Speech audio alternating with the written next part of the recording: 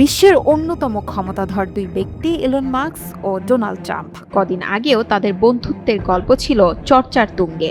তবে সেই সম্পর্কে ধরেছে ফাটল। দুজনের বন্ধুত্বের গল্প এখন অতীত। রীতিমতো প্রকাশ্যে বাকযুদ্ধে জড়িয়েছেন মাস্ক ও ট্রাম্প।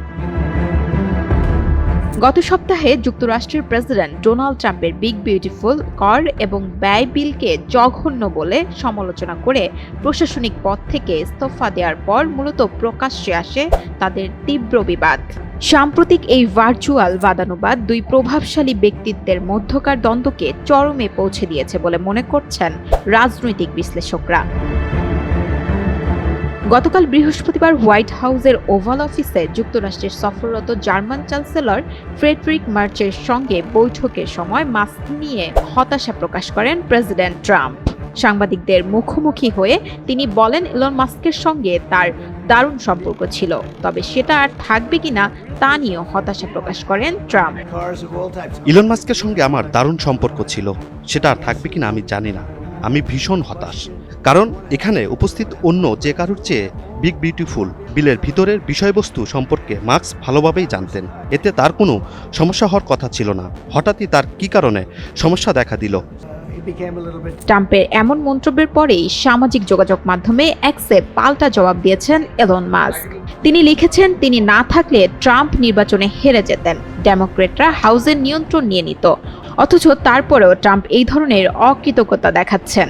ট্রাম্প ও তার কর ব্যয় বিল নিয়ে সমালোচনা করে এক্সে একের পর এক মন্তব্য করছেন মাস্ক।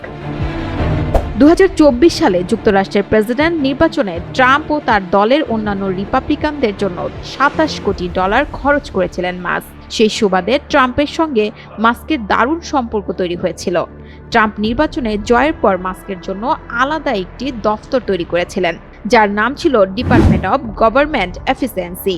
এর কাজ ছিল প্রশাসনের অপ্রয়োজনীয় ব্যয় কাটছাঁট করে অর্থনৈতিক সাশ্রয় করা।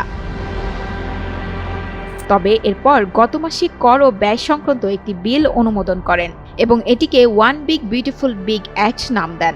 সেই বিল নিয়ে ট্রাম্পের সঙ্গে মাস্কের মতবিরোধ প্রকাশ্যে আসে।